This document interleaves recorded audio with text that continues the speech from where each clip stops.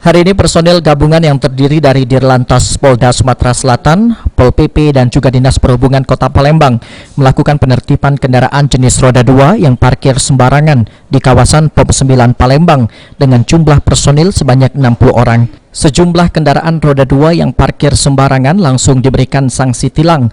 Namun ada beberapa kendaraan yang diangkut menggunakan mobil derek kemudian dibawa ke kantor Dishub Palembang karena memiliki kendaraan tidak berada di lokasi. Kompol Ade Suganda selaku Kasigar Subdit Gakum Dirlantas Polda Sumatera Selatan menyampaikan penertiban hari ini dilakukan di 2 titik, yaitu di kawasan POM 9 dan juga kemudian dilanjutkan menuju kawasan 8 Ilir, lebih tepatnya di depan lokasi PTC Mall.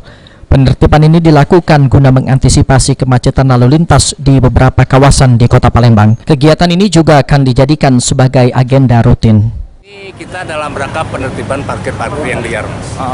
Jadi kita alhamdulillah sudah kerjasama dengan pihak Dishub, kemudian kerjasama juga dengan pihak Pol PP. Jadi kita punya tupoksinya masing-masing di penertiban sehingga jangan sampai ada lagi kemacetan untuk di wilayah Kota Palembang ini.